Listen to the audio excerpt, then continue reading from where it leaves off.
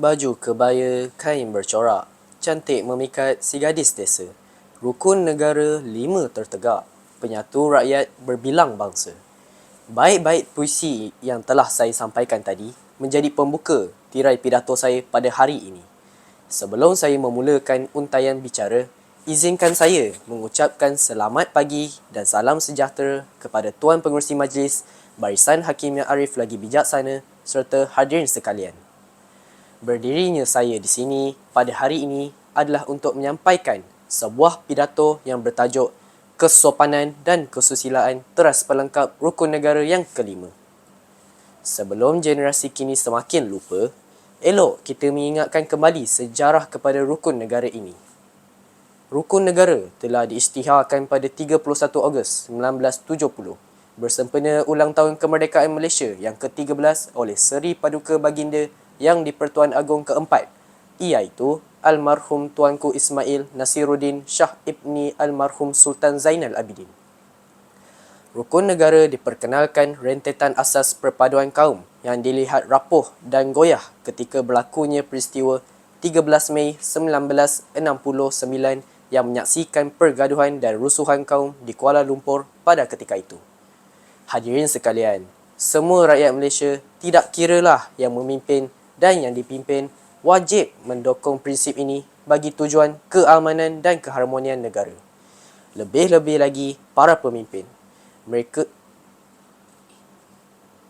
Mereka seharusnya menunjukkan contoh teladan yang baik dalam bertutur kata dan berperilaku.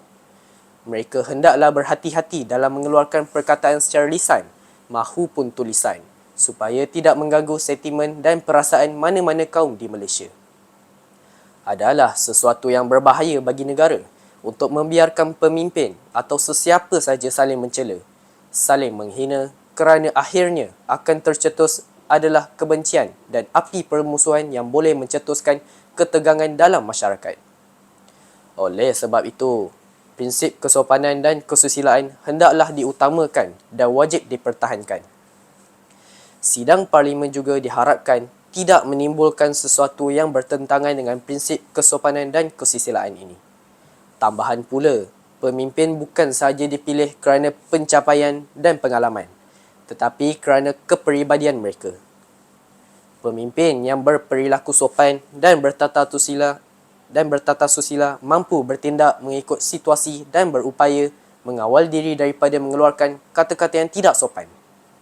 Hadirin yang saya kasihi, perilaku pemimpin juga memberi gambaran bagi imej sesebuah negara. Masyarakat luar akan melihat pemimpin sebagai wakil rakyat dan memandang tinggi pemimpin negara dalam menunjukkan nama baik negara di persada dunia. Prinsip kelima bermakna bahawa rakyat Malaysia harus bertolak ansur, bertimbang rasa dan berkelakuan baik. Amalan prinsip kesopanan dan kesusilaan ini boleh membawa kepada perhubungan yang harmoni dalam masyarakat kita. Rakyat yang bersopan santun dan bertata susila dapat membentuk masyarakat yang bersatu padu.